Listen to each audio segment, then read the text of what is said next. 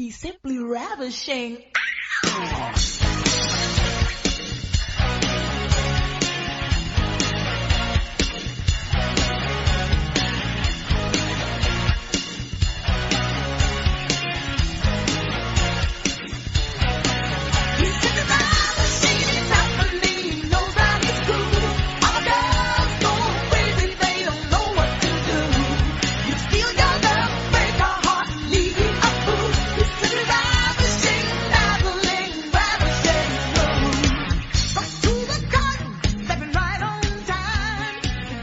Hello, my name is Bob Bamber and welcome to the Wrestling 20 Years Ago podcast. We're jumping back in the time machine to January of 1994. I'm being joined by my co-host Craig Wilson. Craig, good evening.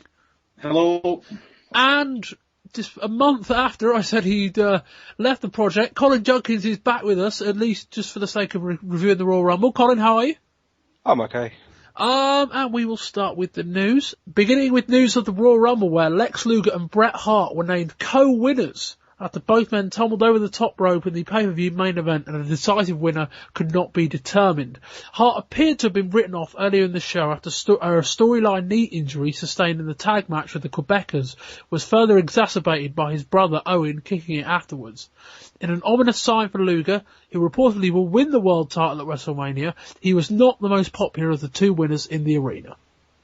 Yep, over in WCW they held Clash of the Champions 26. The show was headlined by an elimination tag match which saw Sting and Ric Flair defeat Rick Rude and Vader in a 22-minute match. Elsewhere, WCW TV champion Lord Steven Regal and Dustin Rhodes fought to a draw, and Max Payne and Cactus Jack defeated the Nasty Boys in a non-title tag team match.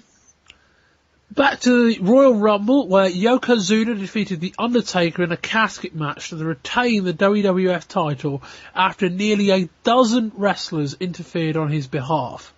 Undertaker appeared to have the match won, but wrestlers including Crush, the Head Shrinkers, and even Jeff Jarrett ran out to complete the onslaught, with not a single babyface coming out to help The Undertaker. After the match, Undertaker was in the casket being pushed up the ramp, where he appeared on the video wall and said, "The spirit of the Undertaker lives in the soul of all mankind, this eternal light of life that cannot be extinguished, the origin of which cannot be explained. The answer lies in the everlasting spirit. Soon all of mankind will witness the rebirth of the Undertaker. I will not rest in peace." Obviously deliver that in a much more Undertaker-like tone. After that, there was a body-like shape who was resurrected into the rafters of the arena. It's believed, at least off stage, that Undertaker has been granted time off after the birth of his first child. Back to reality, Bobby Heenan debuted at WCW Champions 26. Seen in wrestling TV being huckled out of an episode of WWF Raw. It was believed that the exit meant he was going to retire from the sport, but once WCW contacted him and it became apparent that they had a lighter schedule than the one he'd been used to, he signed on the dotted line. He replaced Jesse Ventura on commentary, although it is expected that Ventura will still continue to call matches with the company. And additionally, it was also rumoured that he would possibly become the new WCW commissioner, but as it was announced on Clash of Champions, that role was taken by Nick Bockwinkel. In a throwback to wrestling's old days, Terry Funk and Shane Douglas fought to a 45-minute televised time-limit draw for the Ecw Heavyweight Championship on Ecw Hardcore TV. The match, at Brawl at Times, appeared to have been won twice. Firstly, after a double count-out before Terry Funk requested that the referee restarted the match, and secondly, when Shane Douglas used the ropes for elevation to get the pinfall. But Todd Gordon came out and overruled the decision and restarted the match. The match ended at 45 minutes without a clear winner. A rematch has been called between Douglas, Funk and Sabu in a triangle match at the next TV taping. All the more surprising as all three wrestlers are heels. At the start of the 90s, Dusty Rhodes returned to WCW after a short stint at WWF, but it now seems that his spell at WCW has come to an end. Regular listeners will be well aware of the dismay, at the lack of proper finishes on recent matches, but with Dusty Rhodes gone and the Dusty finish seemingly gone from the creative team, one can only hope that finishes will look a little bit better in coming months on WCW TV. I will add that the first match in WCW post Dusty Rhodes era ended with a clean finish, for what that's worth.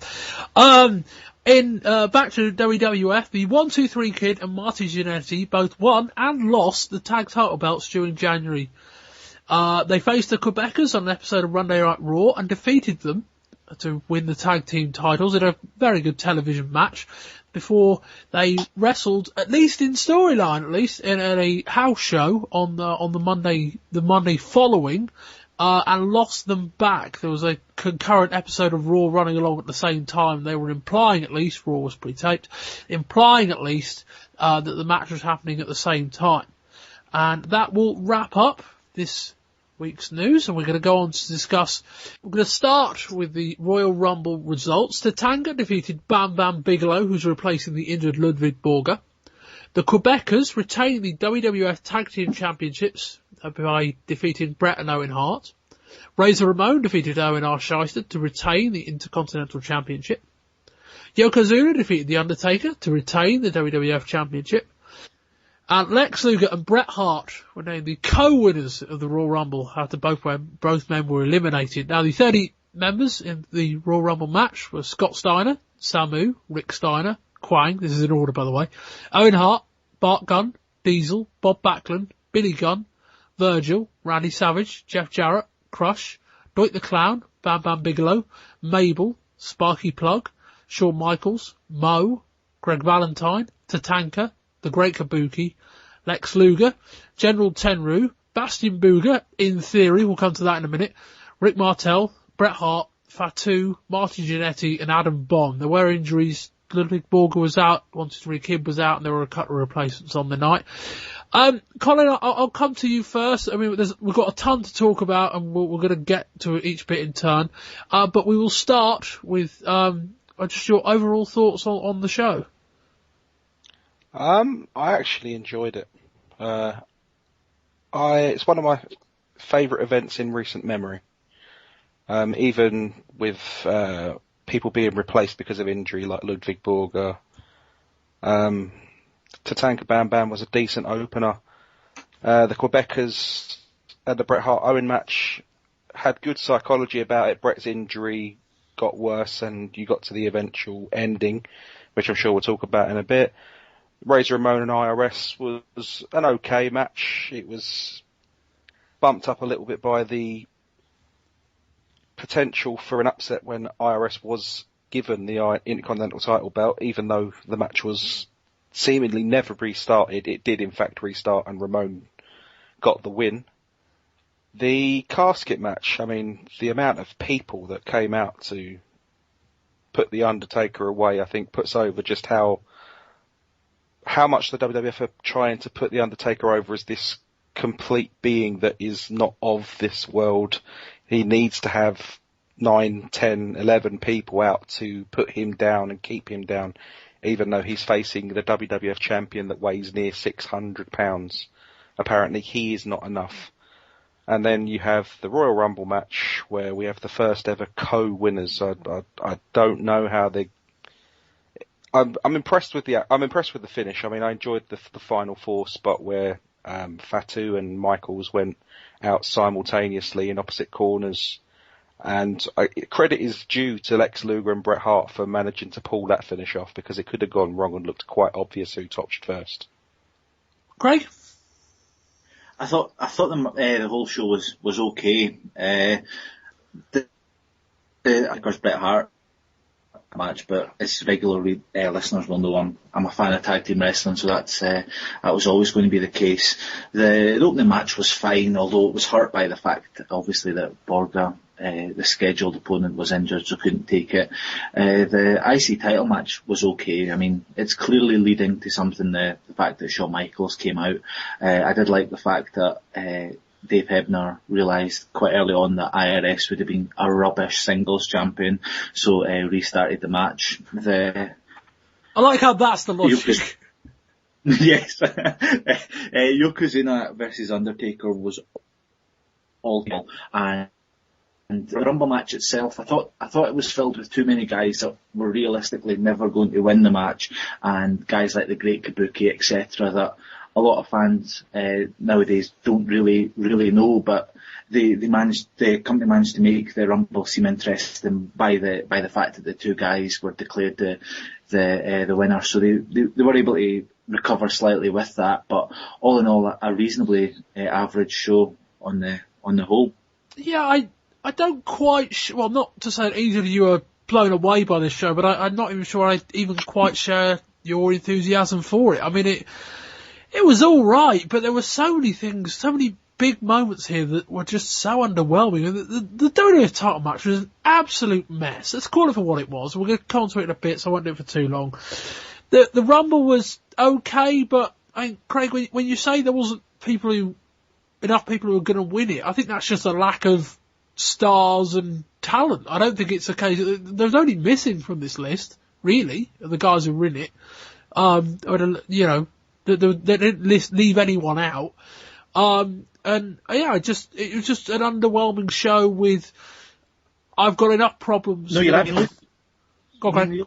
Sorry, you look at the final four: Shawn Michaels, Fatu, and Luger, and Bret Hart. I mean, it's very obvious from those four alone who the final two are going to be. I mean, I don't know. It does highlight a lack of strength and depth on the WWF roster. Well, we're going to tackle the card in reverse order because there's a lot of stuff to talk about at the end of the show. Craig, we'll start with you with the finish. Luger and Hart. I mean, I think as Colin quite rightly says, I think both guys deserve credit for pulling off what could have been a spot that not went completely wrong, but could have been a spot that could have derailed it had it not have been believable. But I think they did it well enough. The cameras were just in, well, the right or wrong position, depending on how you're looking at it, just so they didn't capture a great angle of the finish. And I think, what do you think of the idea of having co-winners? And also, what about what happened afterwards with the trying to establish a winner and Luger not getting a reaction, really? What were your thoughts on kind of the last 10 minutes of the show? Well, I think the sort of, your latter point, sort of explains the first point. I think that it was clear from the booking in mid 1993 onwards that they clearly saw Luger as the guy, but if saw Luger as the guy, so equally as clear that the WWF fans didn't. So the idea of having joint winners gives the company more sense. It gives the company more time. It does make a lot of sense, the idea that they buy themselves a little bit more time by having joint winners, and then in the coming months ahead of WrestleMania 10 they can decide who they want to be the guy and what they want to happen. But hang on. What are they going to learn in the next 2 months that they haven't learned in the past 6? Because I mean, if Luger was going to be a guy, he would have been a guy at SummerSlam. And okay, they didn't give him the title, and I think we can say that. But I mean, there were signs enough there that it hadn't worked. And it hasn't worked since. What are they going to learn in the next 2 months by buying themselves time that they couldn't have done already? I agree. It is a stalling tactic.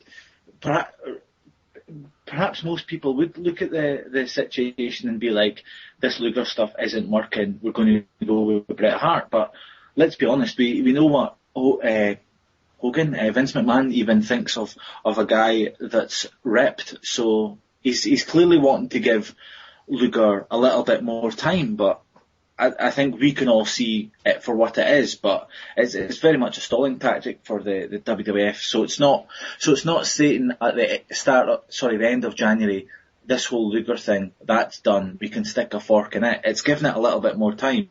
Colin, I'll come to you in a second, but to respond on that, I don't think it's a stalling tactic. I think it's a tactic that says we can't really not put Luger in the WrestleMania main event, but we know he's not going to sell many tickets. You know, this is the first WrestleMania post Hogan.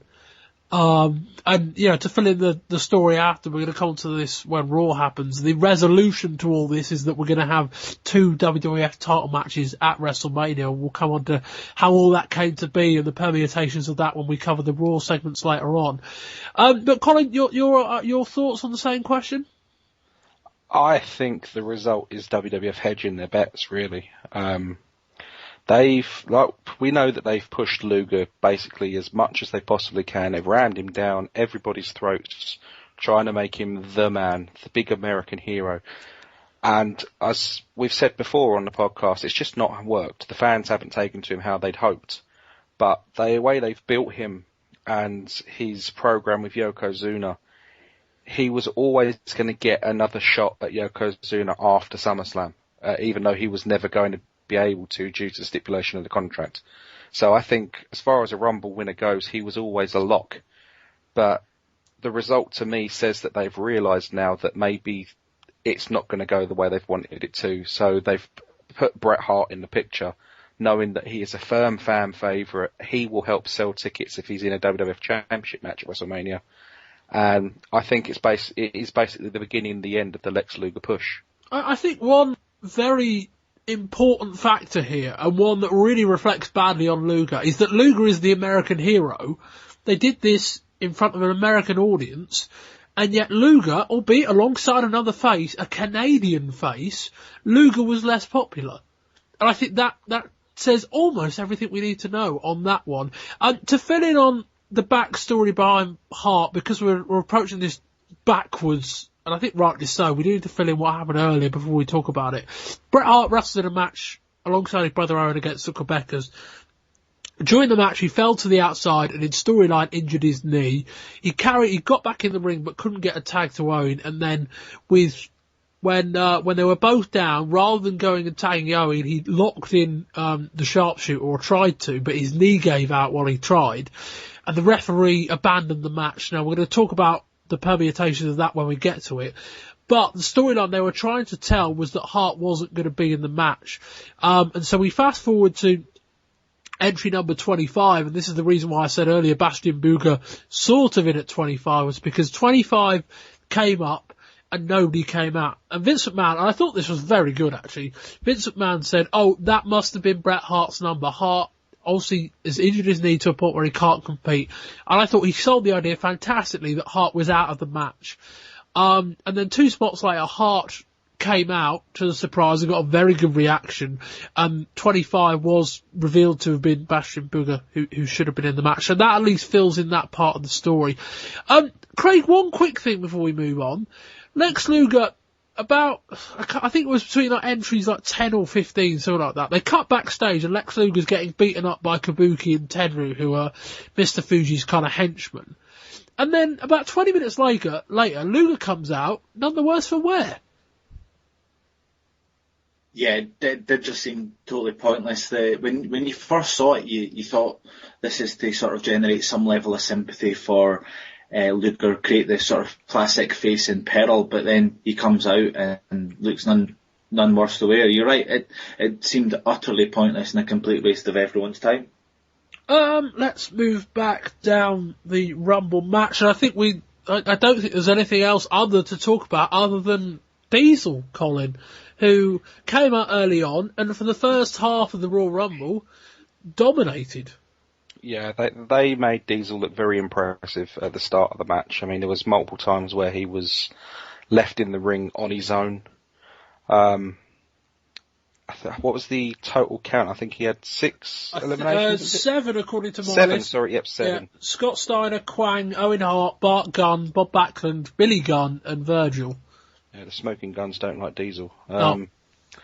Yeah, they've booked him to make him look as strong as possible without him getting in the way of any of the other main event guys they've got put in there to make look good as well, if that makes sense. I think Diesel, I think I've said before, I think he's being groomed for something. I think we'll see it in 1994. I think we'll see Diesel go to another level. And yeah, I mean, the Rumble book says that, yeah. Yeah, I mean, you don't give a guy 7 eliminations in such a prominent way, I think, without the idea that this guy could be something much bigger come the end of the year.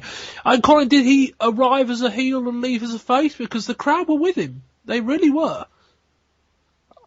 Well, yeah, he entered as a heel. I'm not saying he left as a massive babyface. No, I'm not saying he left as a face either, but I think the fans were more just, they were giving him his dues. I mean, they saw him eliminate 7 guys, dominate for the best part of 15, 20 minutes.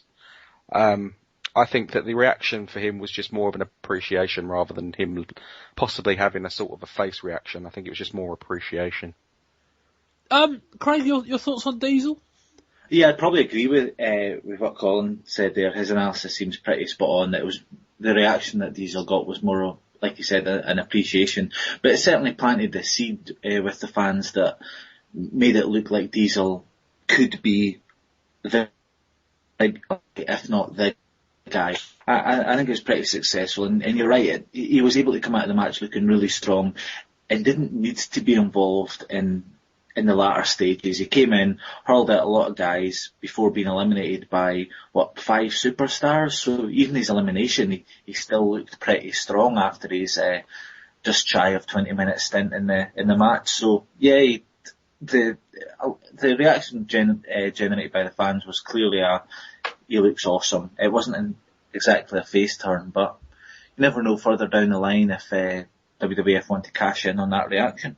I think as well you have to think that his elimination, have they planted something else for something down the line, because Shawn Michaels was involved in it and he is his bodyguard. Yeah. No, I think we'll see about that. We could be here for a long time talking about this match. I mean, I'll come to each of you if you've got kind of any other assorted thoughts. I mean, a few things I've got written down. One was, Scott Steiner was trying to be eliminated by Samu, and Rick Steiner came out at number 3 and didn't seem bothered in any way that Steiner was about to be eliminated, his brother, which I thought was interesting.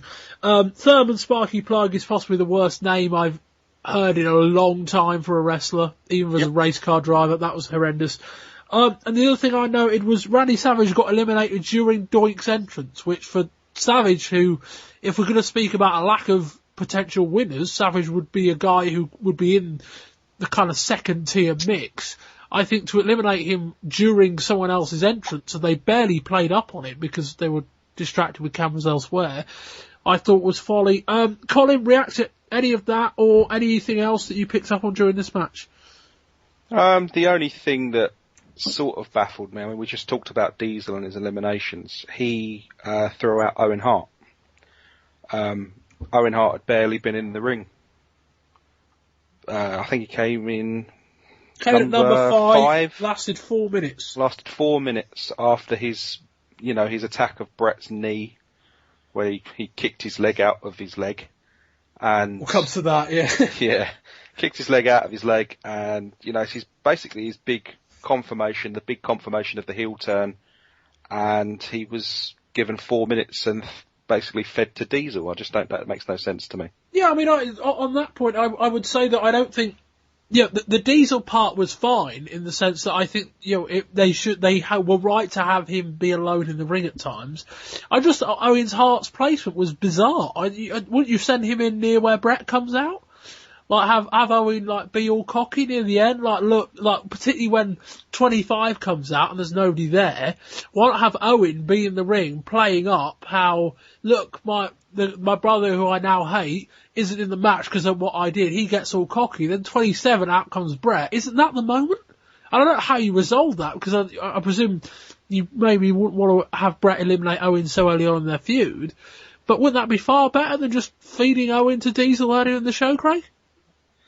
Yeah, no, I think they could have probably told a better story Rumble-wise between the Hart brothers, but you could also say, do they need to at this stage? I mean, would it not just get lost in the mix?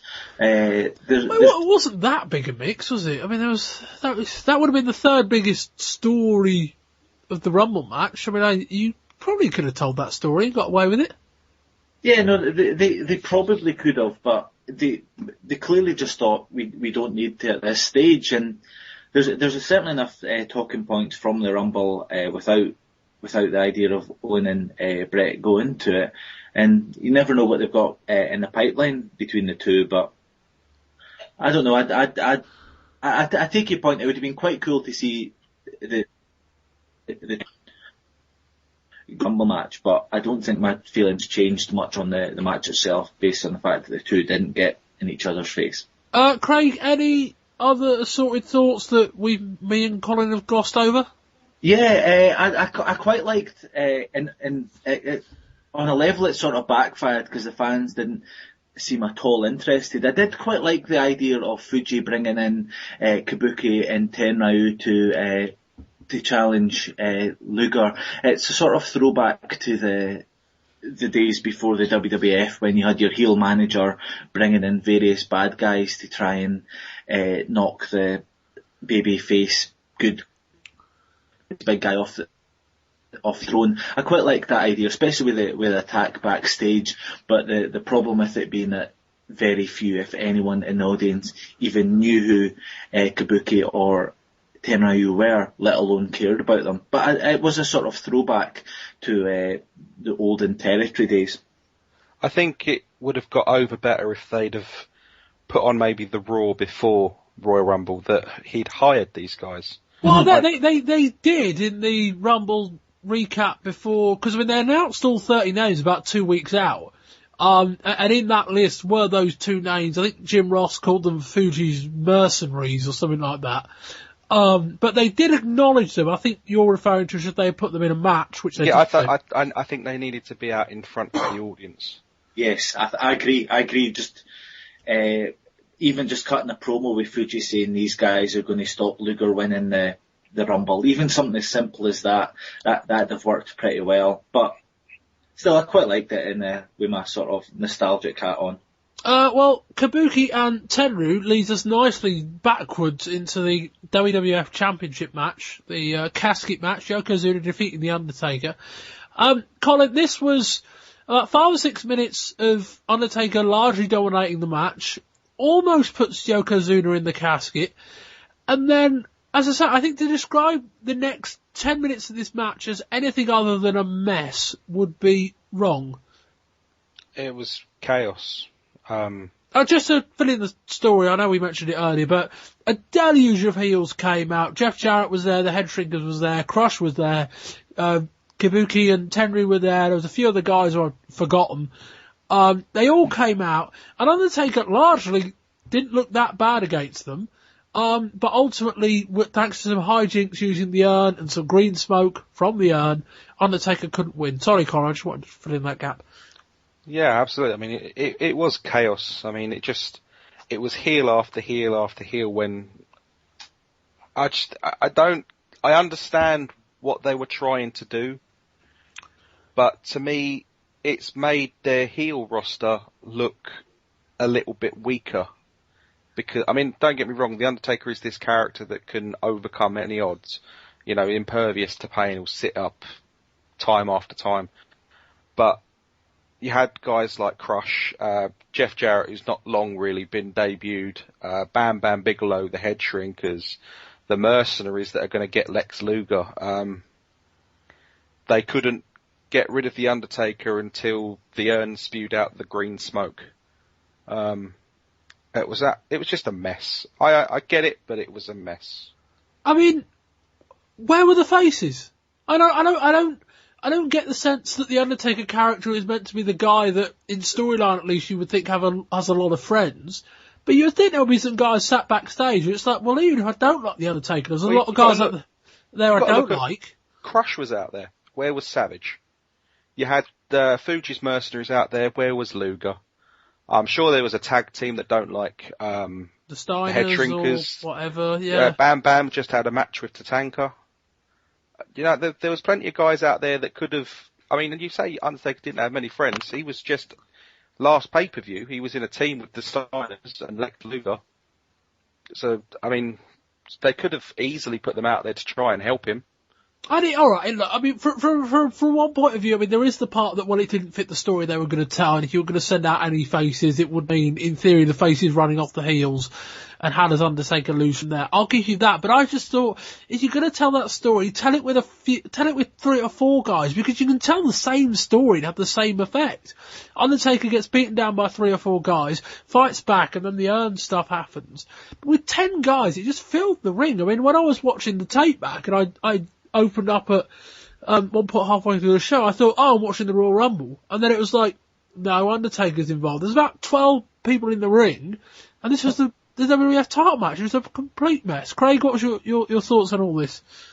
It was torture. I just thought it was really, you could see the the story they're trying to tell, and the story that they're trying to tell is a pretty good one. The idea of you still have Undertaker looking really strong, but you have Yokozuna retain. That's fine, but it was absolutely preposterous to. It's difficult to describe it other than in any way that doesn't ridicule the way that they told this story. Colin, the post-match stuff? Well, it was just bizarre, really, wasn't it? I get the whole locking him in the casket and wheeling him away, make sure he's gone, that sort of thing. But the supernatural thing, him appearing on the screen, I can even get that. I mean, he's the Undertaker, his character is this supernatural character. But the whole ascending thing with the figure ascending from behind the video screen up to the raft, I know this is a professional wrestling show and it's all about entertainment, but I mean, how far can you take it, really? Craig? Yeah, I mean, if you thought the match was pretty ridiculous, then any sort of way afterwards, it was a little bit too far, if anything. No, I think it was way too far, really. But no, I mean, this whole thing was a mess. I mean, right, Yokozuna got out with the title, which maybe was the aim going in, but I'm thinking, I wouldn't have done it like this. And yeah, it writes Undertaker off for don't know how long. I mean, I guess if he's going away, he probably misses WrestleMania, because otherwise it's not like Undertaker was on screen that much between pay-per-views. And I guess also, well, if Undertaker was coming back, the logical match would be Yokozuna, and they're not going to do that at WrestleMania. So that rules him out there. Yeah, but again, it was an absolute mess. That's the only way to describe it. I think it'd been 3 or 4 guys, you would have told the same story, but it wouldn't have been jarringly unrealistic, and it wouldn't have had me screaming at my television asking where all these baby faces were. And ultimately, I just think a poor WWF title match, and one of the most bizarre probably ever, I would think.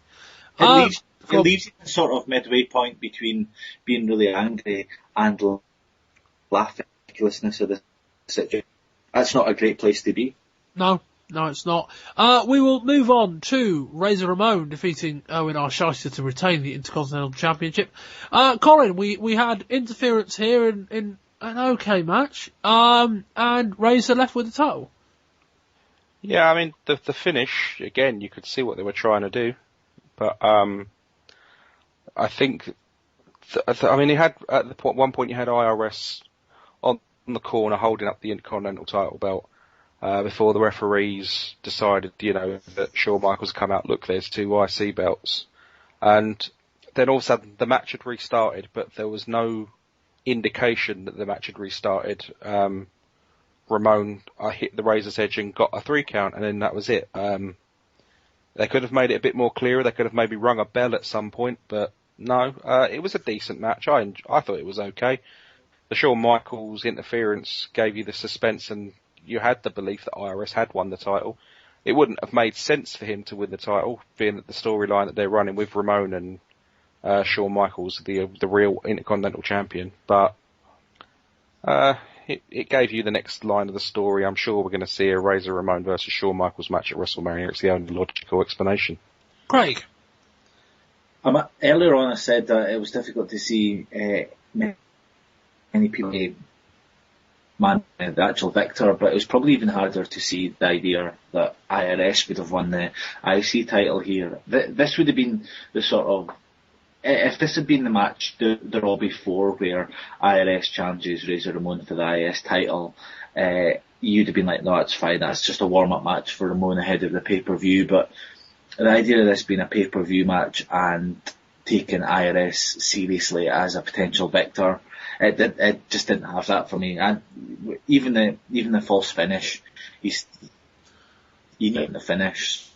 So this one just did nothing for me at all. No, I mean, I think I said last month that wouldn't this have been a better spot for Razor against Diesel, given that Diesel was Shawn's bodyguard. Now, okay, given that what they were going to do later in the show with Diesel, maybe that wouldn't work. But this just felt like, I think I completely agree with you, Craig. This felt like it should have been a warm-up match for Razor on Raw. Colin? Well, I think they thought, well, we've got to have an Intercontinental title match on the show. we want to save Shawn Michaels versus Razor Ramon for WrestleMania. We want to do the big push in the Rumble with Diesel.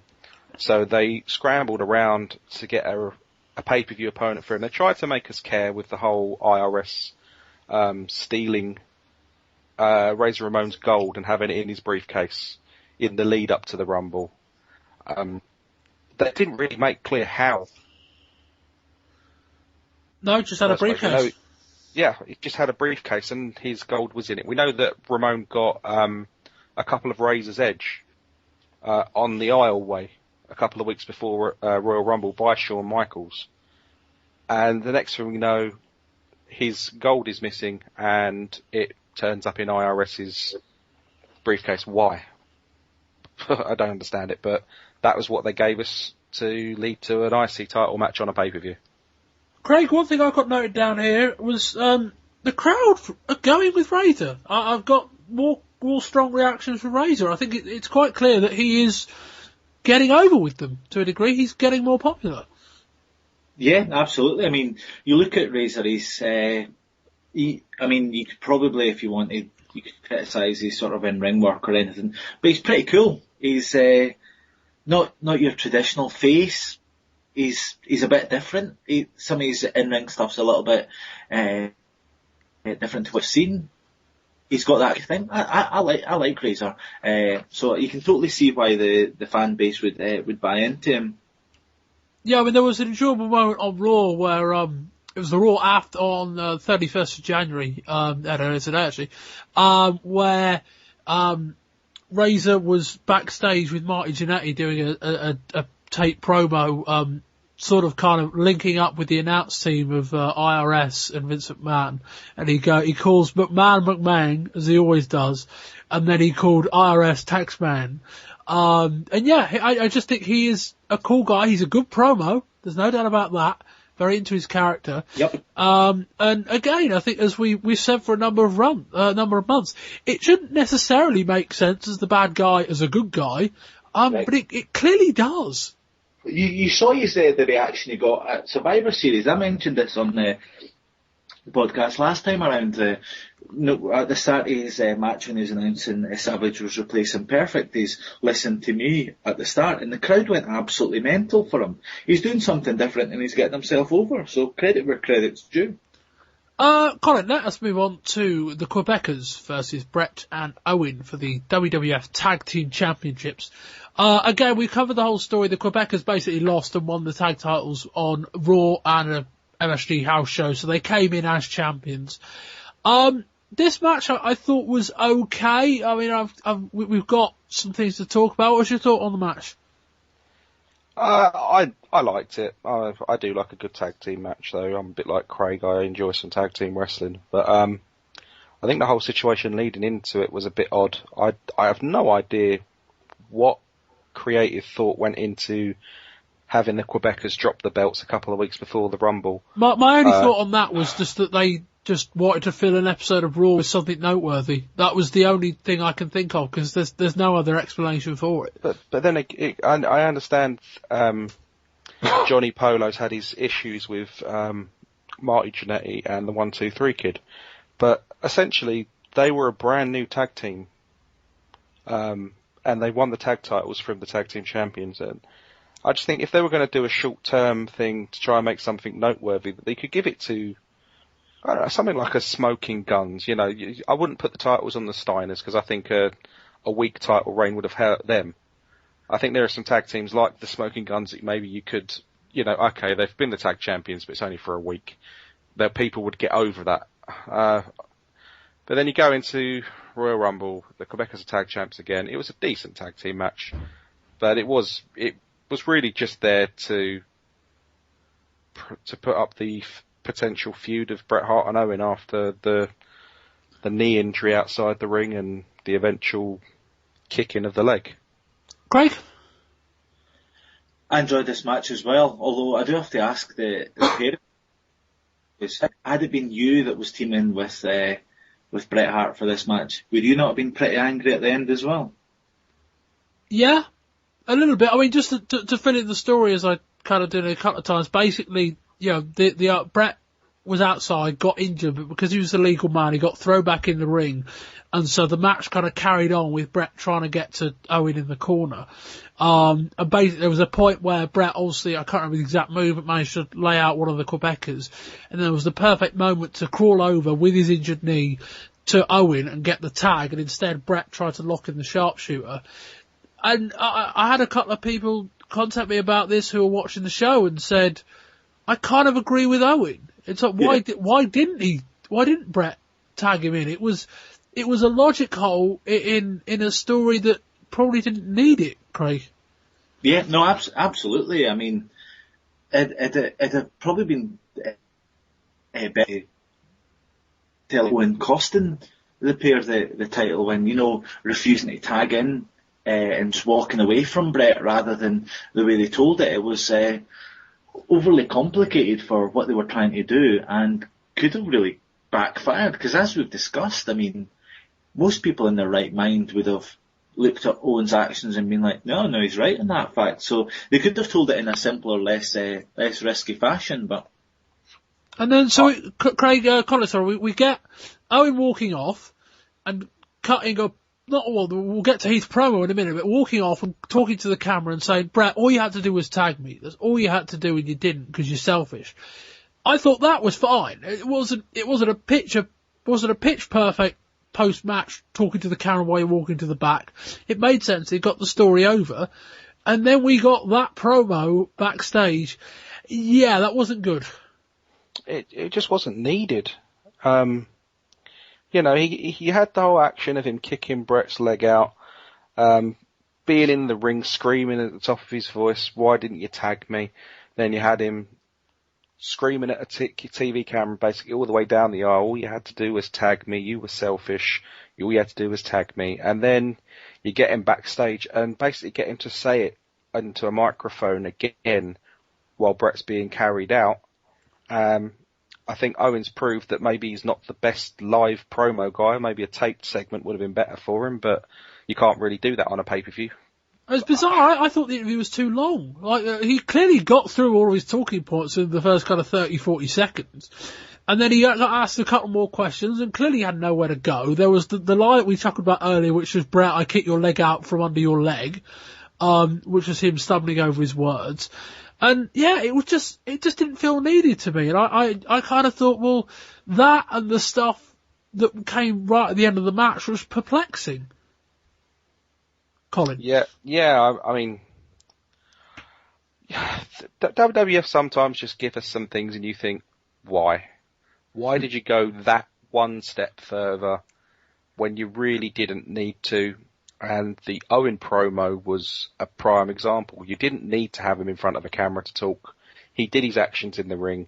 He did his screaming down the camera on the way out. That's all you needed. Great.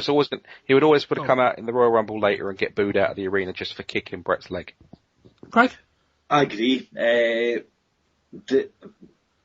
It's like I said, it's overcomplicating things in the way that they did things anyway. There was no real reason for Owen to do much afterwards. Like, mind you, I guess if he'd just been I'm too angry to speak, it might not have got him over as fully as a heel, but the fact that he garbled his words in his promo probably wouldn't have helped either.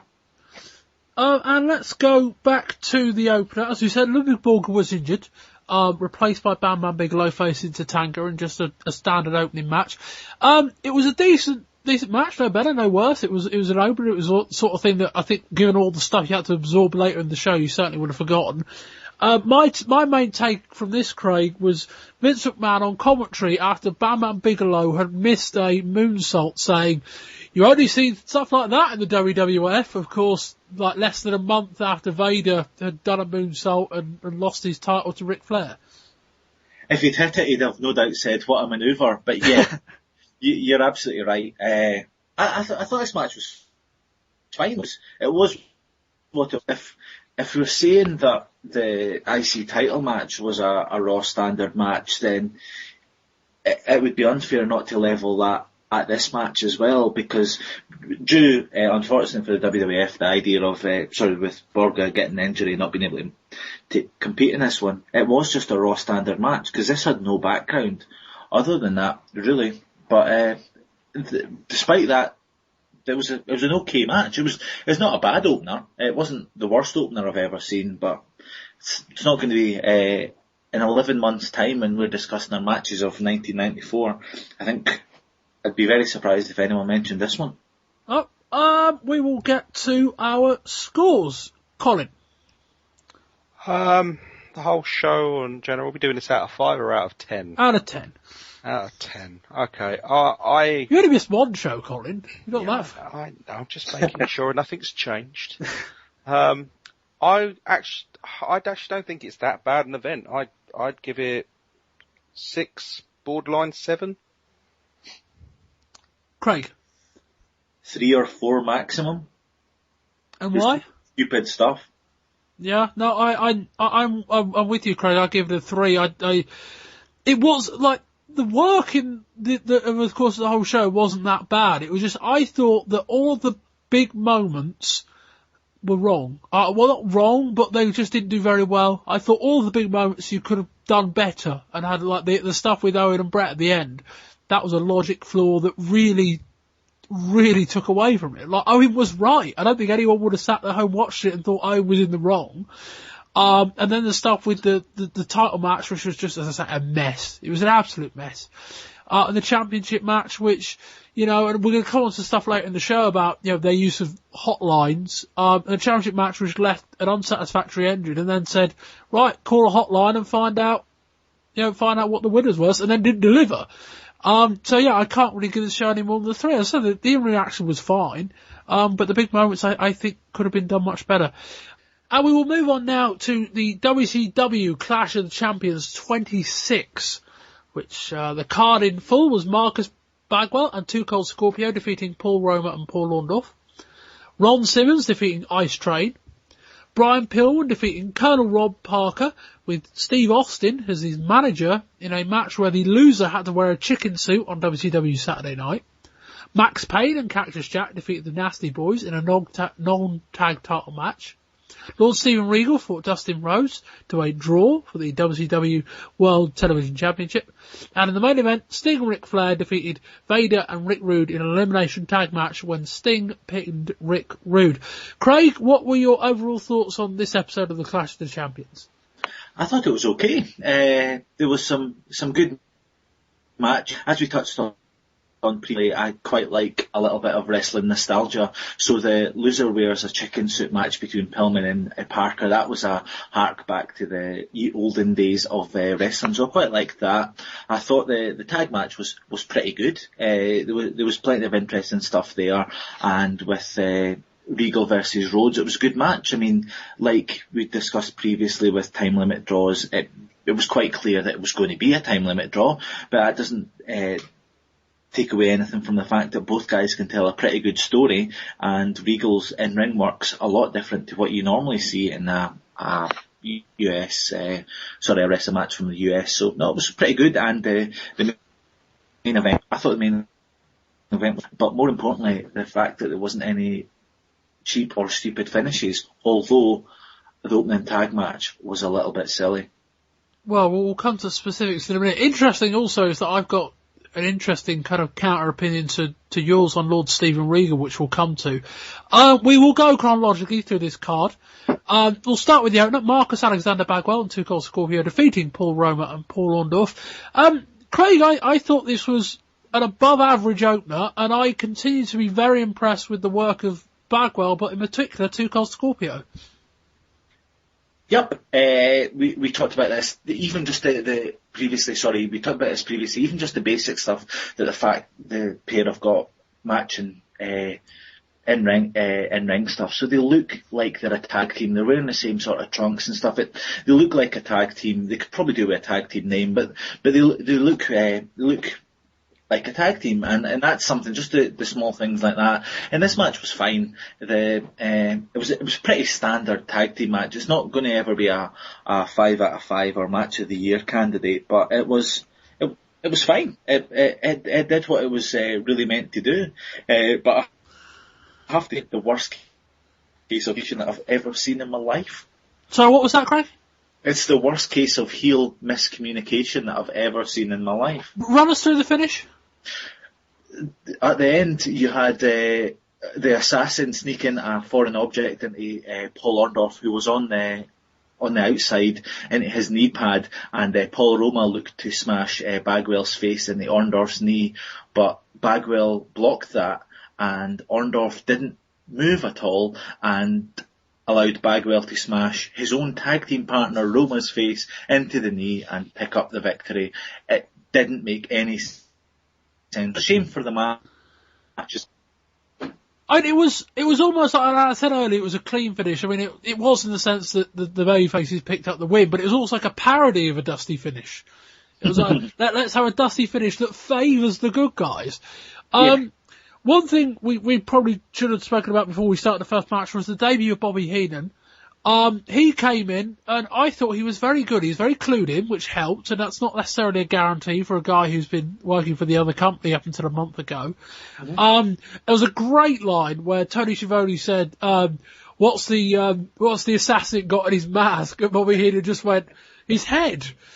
Which I just thought was brilliant. It was classic deadpan Heenan. And I thought Heenan added a fair bit to this show, even in the absence of Jesse Ventura, and also that apparently I was reading in the Torch a week or so, a couple of days ago actually, that apparently Schiavone was ill, which is why he didn't do the full show. There's reports that he wasn't going to do any of it. But I think given that Ventura wasn't there, they thought, well, we don't want to send out Gordon Soley, a guy who, while known, isn't really that well known to our audience, and then have him with Bobby Heenan, who, while known, isn't that well known to our audience. So I thought, on the whole, the announcing, given that it was a bit hodgepodge at times, was very good, and I thought Heenan had a very good show. I enjoyed the Soley bit. I think, for me, and I know we're going to come to this, but for me, the fact that Heenan was on announcing isn't the best bit about the announcing of the evening. In my humble opinion, I thought seeing Soley was pretty awesome. So I think the commentary's got a great deal going for it. And Bob, when we did our end of year awards, I was raving about Ventura's commentary, and then they bring in Heenan and Gordon Sweat. I mean, Christ. They've got a lot of backup in that department, and ironically that the WWF, one thing that we didn't mention, but in some circles was widely panned about the Royal Rumble, was the $1 Million Man on commentary, who had shall we say, a mixed night, called them the Bret Brothers at one point, although, and there were a few other things as well that weren't great, and WCW seemed to have a deep stack of announcing team now they've got Heenan on board. We went to the second match. Ron Simmons defeated Ice Train. This wasn't very good. No, it wasn't very, very good at all. On paper, you had your student versus teacher match, but this was pretty bad. But hopefully it was 3.5 minutes, so. Brief. Yes. Certainly that. Next up, Brian Pillman defeating Colonel Rob Parker, with Steve Austin in Parker's corner.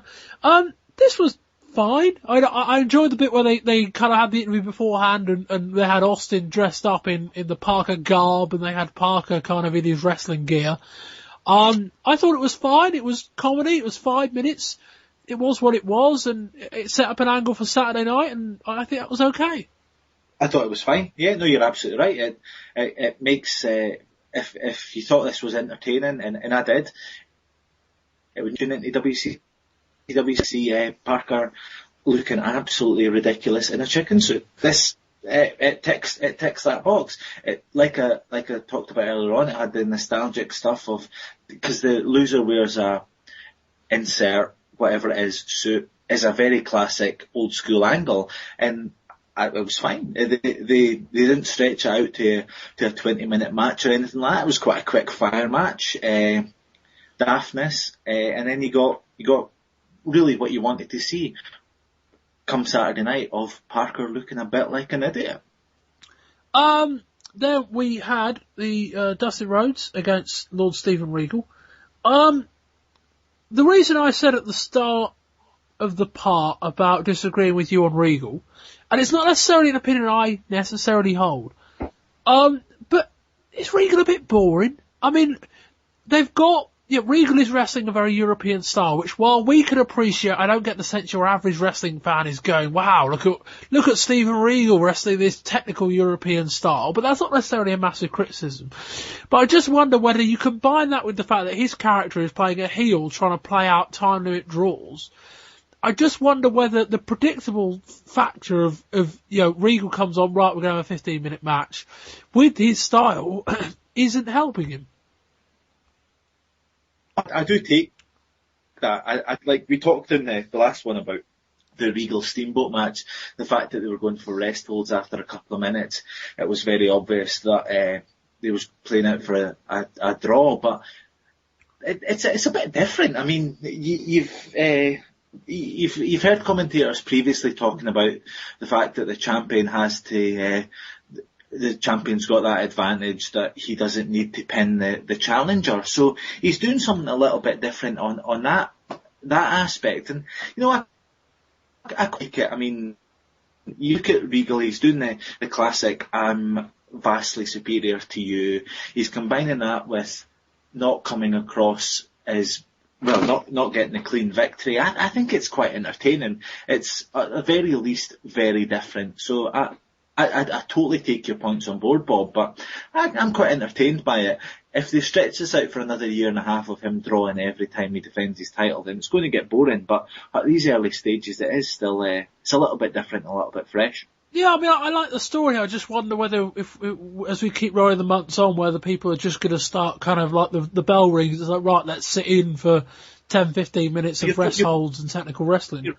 If they keep on doing this, then it gets boring. But the fact that they've done it twice now, it's still a little bit quirky and a little bit different to the classic, I'm going to try and get myself disqualified, oblique, counted out. So it's a bit different to that front.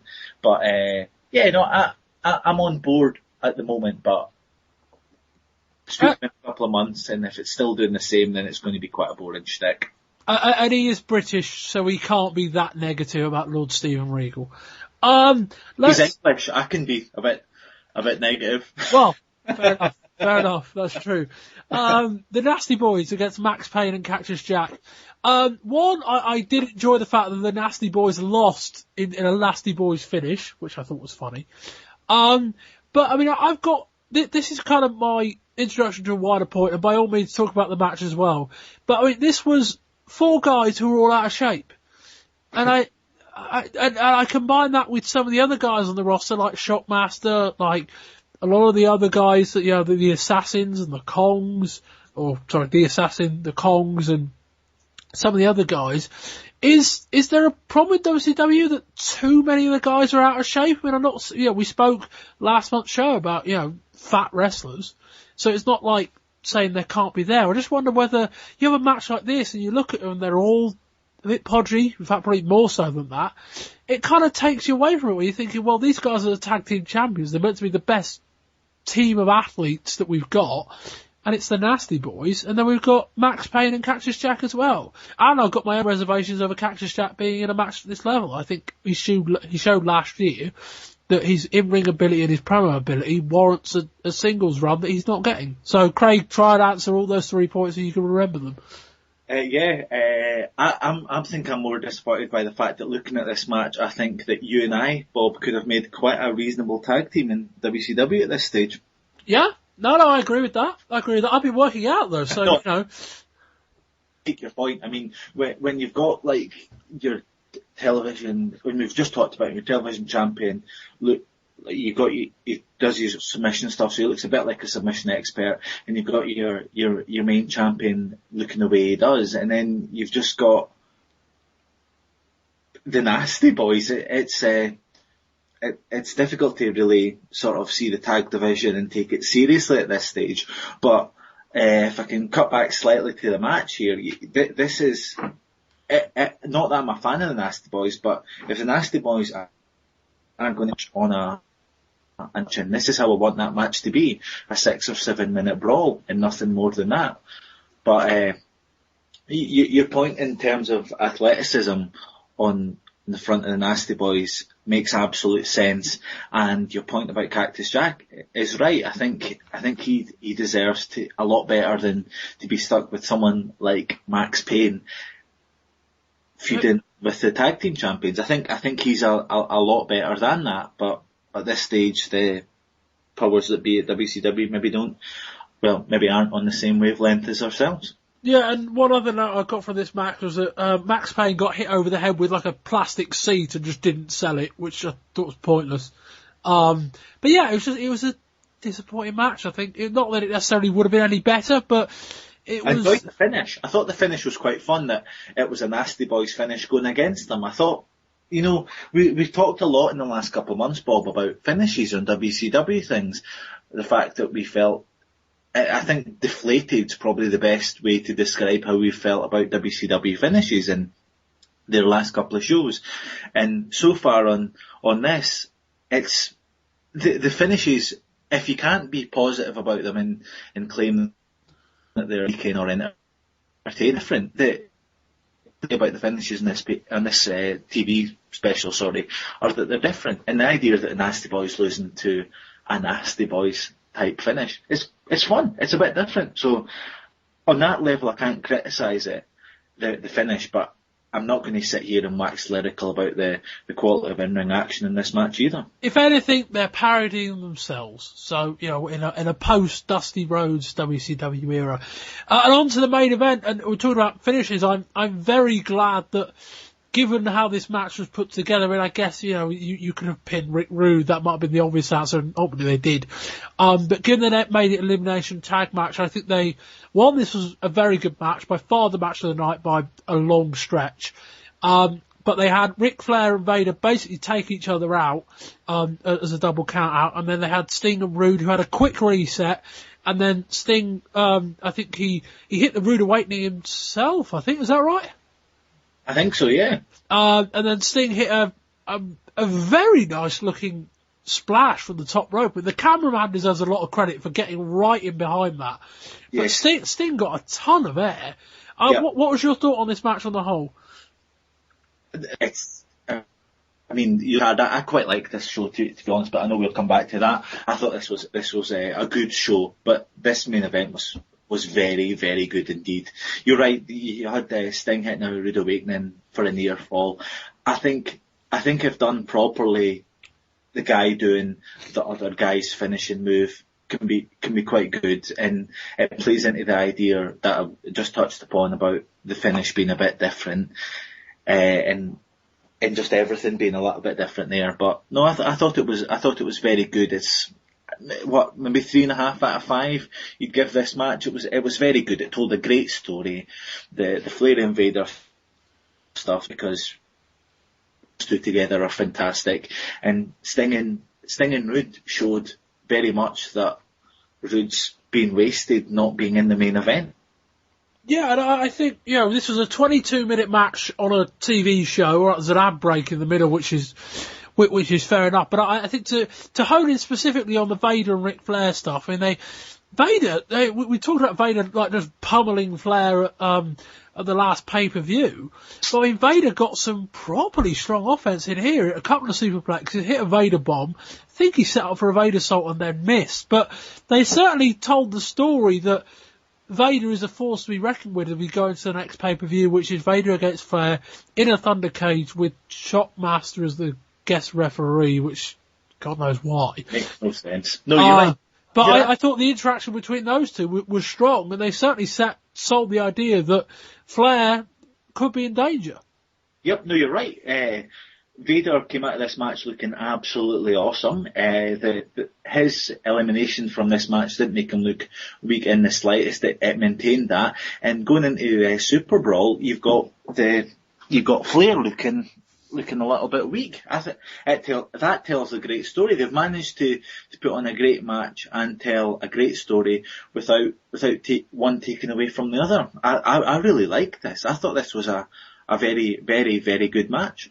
And even with the match at Starrcade last month, as we said, the first 18 minutes of the match, Vader dominated. So Flair has won his title match clean and got away here, but they certainly built the story very well that, at least in storyline wise, Flair is vulnerable. Now, I don't think Flair's going to lose the title next month.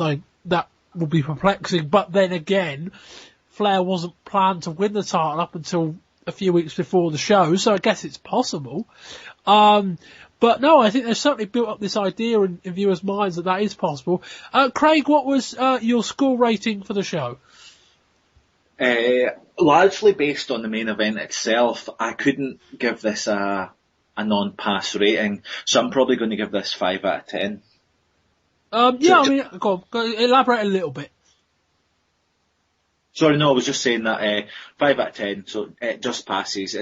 It's not. This isn't a show that's essential to being part of your wrestling collection, but it's a good enough show, and they've managed to tell a story that Flair's going in to the next pay-per-view as the underdog, which is fantastic. It's a fantastic storyline.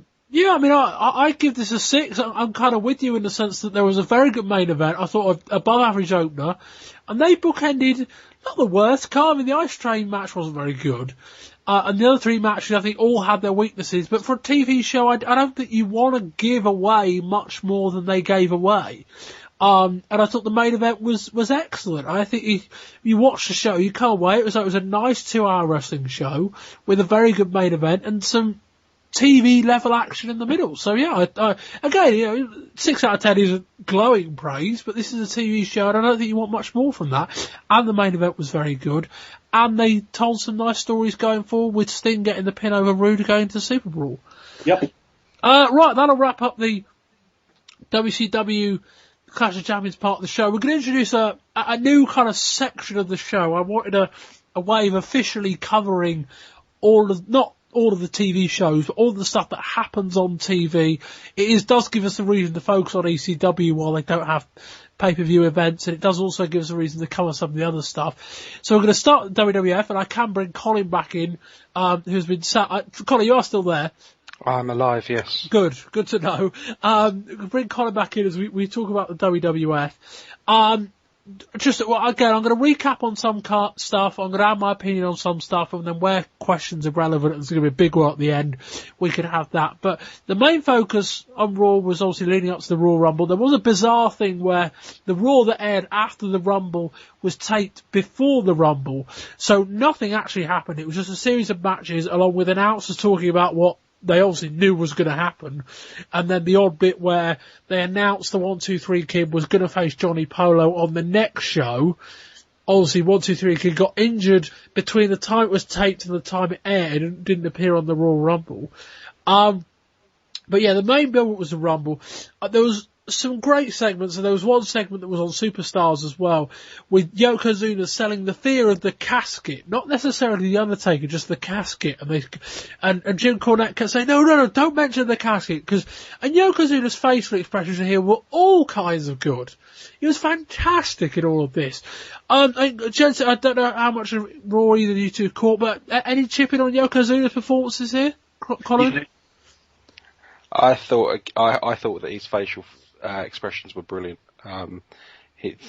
Whenever you mention the word casket, the wide-eyed look and the quick moving of the head around, with Cornette telling whoever was doing the interviews at the time not to mention that word. I thought he did well selling the fear of having to be put into the box. Craig? I always thought Kamala's reaction to the casket a couple of years previously it's nothing. Yokozuna's absolutely fantastic facial expressions that quite simply tell a very good story. The Quebecers lost the tag belts, and we've pretty much covered this, so I just want to acknowledge it as happened. They lost the tag belts to the 1-2-3 Kid and Marty Jannetty on Raw, and then lost them at the house show. It was a very good Raw match, actually. The crowd went with that when it happened, because there was not a false finish, there was a finish that turned out not to be the case, and the crowd popped when they thought they'd won them, so I'm glad that they went with them after, because the crowd would love that. And then the main bit coming out of Raw, and this is going to be our kind of big WWF debating point for this part, and this comes back to what I said earlier about they had the stuff with Luger and Hart being the two co-winners of the Royal Rumble, And then they said, call the hotline, we'll try and work out who won. They didn't. So they got to Raw. This was Raw episode aired earlier today. And they had a coin toss. And I'm going to have to explain this, and I hope I get this across, because boy, this is complicated. Basically, at WrestleMania 10 this year, they're going to have 2 WWF title matches. Now, how it's going to work is like this. Basically, I'll explain what will happen, and that might explain what's kind of how they got there. What they're going to do is they're going to have Bret Hart facing Owen Hart in a match at WrestleMania. That's a match that's going to happen. They're also going to have Lex Luger facing Yokozuna for the WWF title. Whoever wins between Yokozuna and Lex Luger will face Bret Hart in the main event. So that basically, whoever faces off for the WWF Championship against Bret Hart in the main event, both competitors will have wrestled once. When it comes to that in a minute, I hope I've explained that, and I think I have. But basically, they had a coin toss for this, and the idea was, if Luger wins the coin toss, he faces Yokozuna and Bret Hart faces Owen Hart. If Hart wins the coin toss, he faces Yokozuna first, Lex Luger faces Crush, and then Luger would have faced the winner of Yokozuna and Hart in the main event. I hope that's clear. It really wasn't on TV, particularly when halfway through explaining all of this, and I'm going, okay, I think I get it, but I'm not quite sure. Jack Tunney then says, well, of course, this all assumes that Yokozuna is still champion. Like, God, this is confusing. But anyway, I hope I've explained that. Colin, firstly, what did you think of what they've done and how they executed it? And secondly, a coin toss. In wrestling, what? That was my main feeling. I mean, comment on all of that. Well, they were already in an odd situation having 2 winners of the Royal Rumble, but we'd already got into that. How could they possibly give these 2 wrestlers who can wrestle matches a way of settling who was the better man? I know. Coin toss. Not a match. Between the 2 of them, a coin toss. That's the best way of doing it.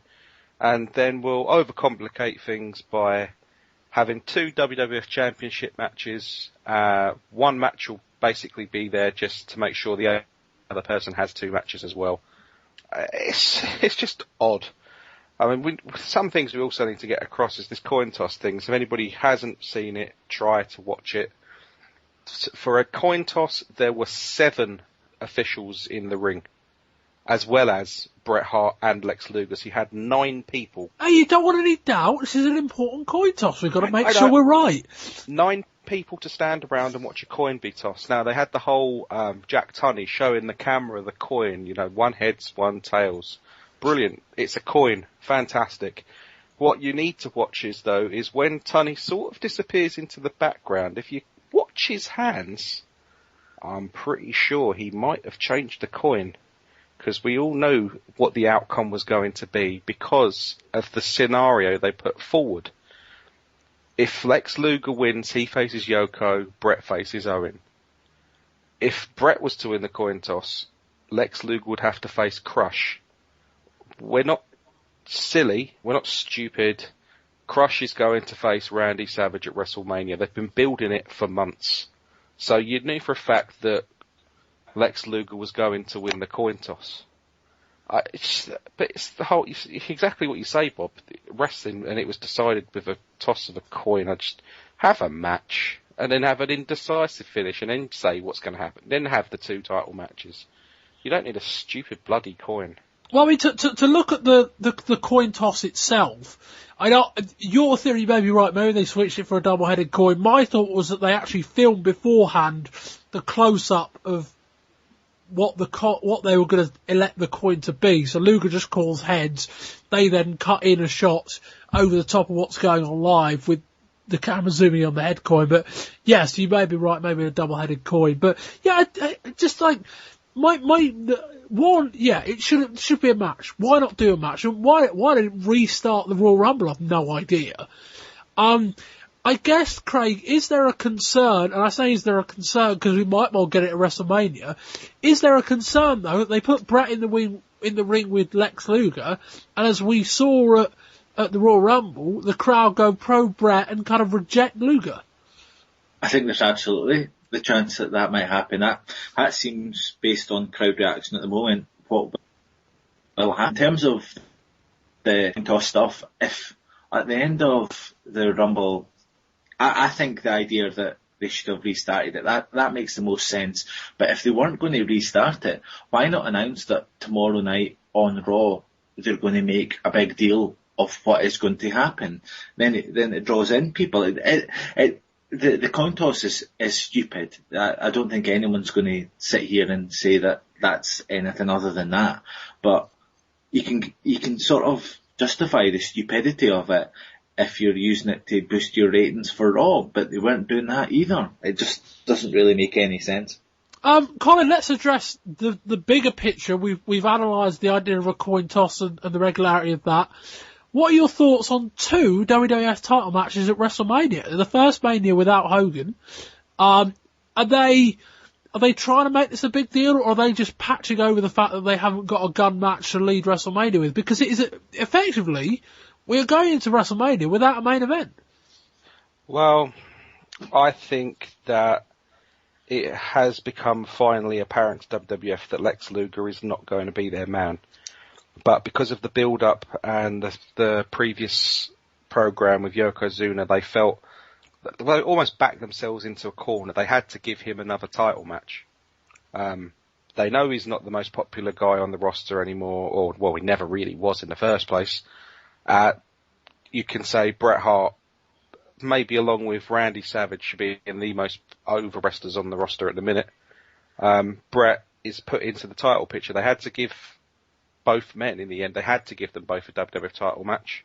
I mean, you even have to look at the coin toss before, when Vince McMahon was in the ring hyping it up that this monumental coin toss was going to happen. The crowd were chanting, "We want Bret." They didn't care that Luger was there at all.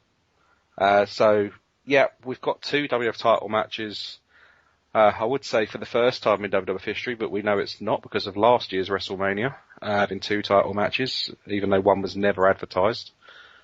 I just think it's a way of ending Lex Luger's push and saying that Bret Hart is the person going forward. Craig? I think we can all agree that Yokozuna is not a cardio machine, so the idea of him having 2 matches in one night, as bad as the first match will be, I can't imagine the second match will be a match of the year candidate. Well, hang on, that assumes that Yokozuna wins his first match. Absolutely, but based on what's happening currently, then no, you're right. I just don't see either match being great based on where we are at the moment, and therefore it just seems. Whilst I was quite sort of defensive of the idea of it just being a chance for a holding decision from the WWE, the longer it goes, the more problems it causes. The idea of Yokozuna having to have 2 matches in one night, just WrestleMania. No. Do any of you actually think that Yokozuna will come out of WrestleMania with the belt? No. No, I don't see think so, but ironically I can't make a compelling argument for any of them leaving with the belt. I mean, Bret, yeah, but not even like a monstrous argument. Bret might just be the safe option of a bad bunch, but they're talking about Luger winning it. But if Luger beats Yokozuna, doesn't Luger go into the main event, get rejected by the crowd, and he's Mr. America? I don't know how you get around that unless you turn Luger heel when he does it. Well, I think it would be a very WWF move to say, look, Luger is the guy that we've pushed. This is the guy that we wanted to be the face of the company. We're going to put the belt on him no matter what. Yeah, but yeah, we know you like Bret more, so he can have the title at the end of the night. But what does that do for Luger, the 2-hour title reign? I think they've already put an end to his push. I think this is the last we'll see Lex Luger in the main event. Yeah, I mean, maybe that was the whole thing. Maybe they, at the Rumble, they thought we'll do a draw, and then we'll have, maybe Luger can cost Bret his spot in the main event. And that would have made logical sense. Would have been Luger faces Bret, and then Owen interferes, and Luger wins the match, Owen faces Bret, and Luger faces Yokozuna in the main event. Maybe they saw that reaction and thought, this ain't going to work in the main event. And so they kind of thought, this is the best way, and I think it's telling that it's going to be Bret on second against the winner. And Craig, I mean, how do you see this going down? Because I think the best thing to do, as much as we might say they're going to reject Luger, and Luger isn't that over, but he is still a fairly popular guy in the company. So I don't think you want to, just shoot all of the wheels under from out of him at WrestleMania. I suspect the best thing to do might just be to have Yokozuna beat him and then let Yokozuna drop the title to Bret, so they don't feed Luger to Bret and have him be out-cheered. The idea of either title match is hardly a big selling point for the 10th anniversary of WrestleMania. It leaves you a bit flat, and I love Bret Hart, but it doesn't make me at this stage want to buy WrestleMania or want to help them watching WrestleMania 10. It just leaves you feeling a little bit flat. The whole holding thing makes sense on that front, that they're wanting to give a little bit more time to make their decision, but the longer they leave it, the more it impacts on WrestleMania 10. So I guess the best sense, and it's the best of a bad bunch, is having Bret leave as the champion. Craig, your WCW TV roundup. Yeah, no, absolutely.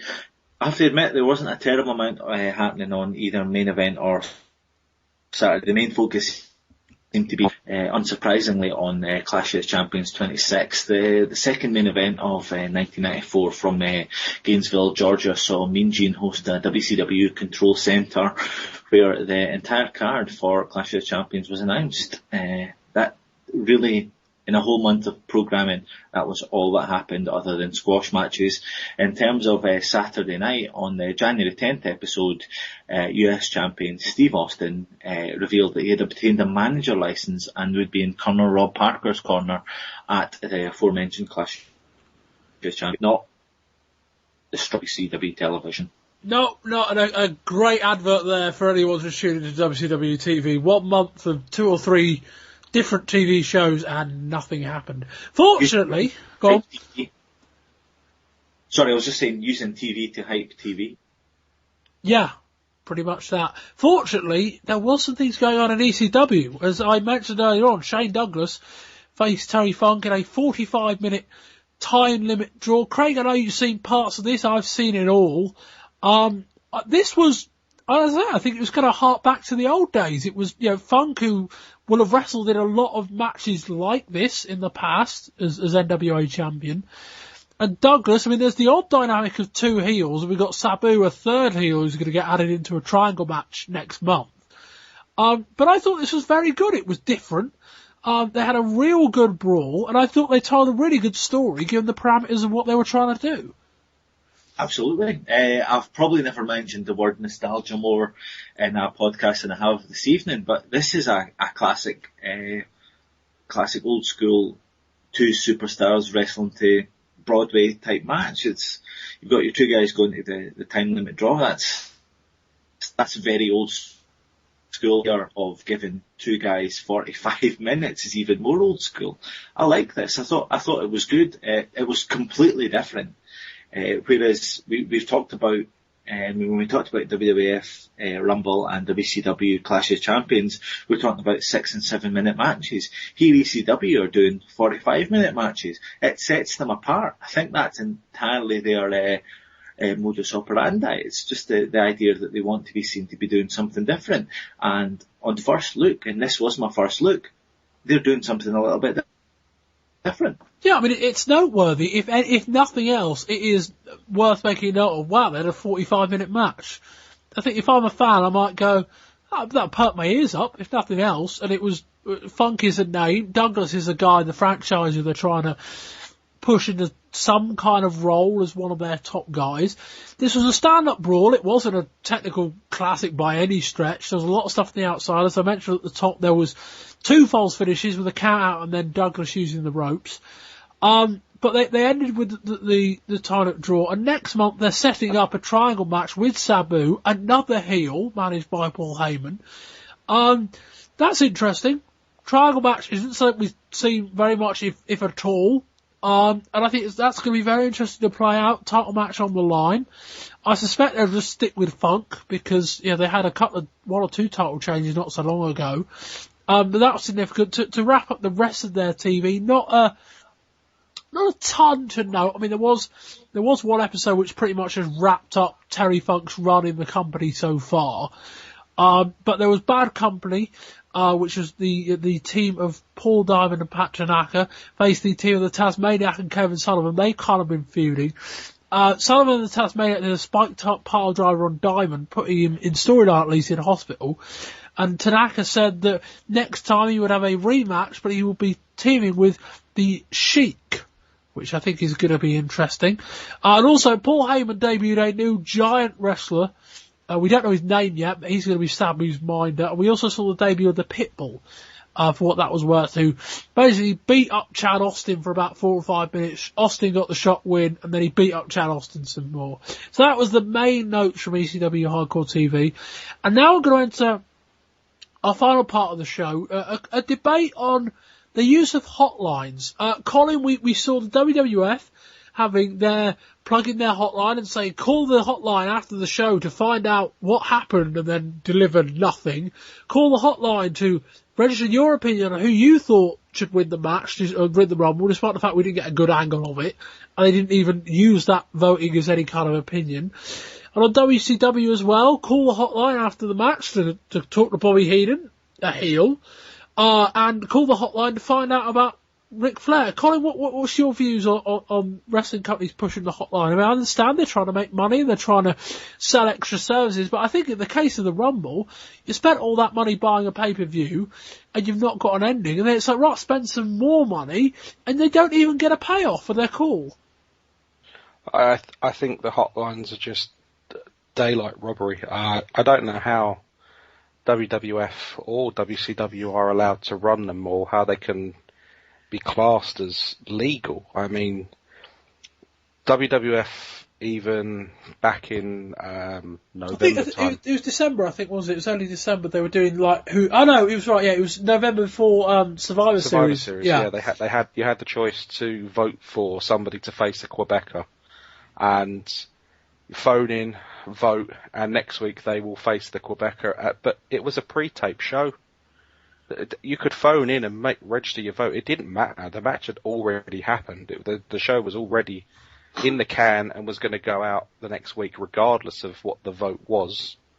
The only good thing was they manufactured the voting options that Luger was going to win. That was the only good thing you could say, but you're completely right. Yeah, I mean, yeah, they stacked it so that Luger would win the vote. It doesn't take a genius when you put him who they put him up against, but the fact that they're asking you to vote when it's all, I mean, I know we're watching wrestling and it is predetermined outcomes anyway. It's basically robbing people of money that I can't understand. I said before, I can't understand how it's legal. Craig? Yeah, Colin's absolutely right. It's a case of felt a little bit disappointed with our storylines. Call this number to find out how they conclude. On the face of it, it just looks like, I can see the idea that they want to rake in a little bit more money, but it just looks really bad in really bad business sense that they're, instead of concluding storylines on TV or on a pay-per-view, they're making punters call in on X amount of dollars a minute to find out what's going on. I just think it's really bad. Yeah, I mean, I would add that I think WWF's crime in all this is probably a fair bit more severe than WCW, when they just said, call in to speak to Bobby Heenan, and there was a bit like, call in for an update on Ric Flair. It was almost said in a way that it's like, yeah, he's not that badly injured. But yeah, I think on the whole, it's just, okay, it's a way to make money, but, I'm not against the idea of a hotline. I think people are going to want a way of finding out information. But I don't lie to people just to get them through. Colin, as you say, at best it's dishonest, and worse, it's probably illegal. Well, the Royal Rumble situation is absolutely shocking. I mean, you've had people pay their money to watch the pay-per-view, and you get the outcome of who won, Bret or Lex. Ring up the hotline, find out who won, and they don't tell you. I mean, you've just spent dollars on watching our pay-per-view, now come and spend even more money on the telephone for us to not tell you who won there as well. Yeah, no, I just, again, I don't get the sense it's going to stop, and I think it's one of those things where we talk about the legalities of it. I get the sense that were it to get close, it will just be the authorities go, oh, well, it's just wrestling, which I don't think is right. Craig, is there a good way to use these hotlines post shows? Because I imagine they're going to be thinking, we've got this outlet that can make us some more revenue. How can you tap into a way that's going to make me want to pick up my phone, but isn't going to leave me disappointed and out of pocket at the end? Your question, is your question based on from the WWF point of view, or sorry, WWF and WCW point of view, or the fan point of view? They clearly see some sort of they clearly see something in the fact that they're able to run these, and they clearly make a lot of money from it. But I meant from the point of view of the companies, in terms of how can they put together a hotline offering that is going to make people want to call, that isn't going to, as I say, at best let them down, or at worst rip them off. Well, if people want their spoilers and they want to be ahead of the news, then there is a market for that. But I just still sort of I don't see the point from a fan point of view of calling in, but I totally see how the companies are wanting to cash in and get people in based on the fact that they could be ahead of the curve in terms of the news. But I would never one of these lines, but you can see why they're doing them. Colin, could you say something like call in to hear from your favourite wrestlers about their thoughts, not necessarily on the show, but on the match they're involved in? Would that be too weak, or would that be something they could deliver and get people to call up with?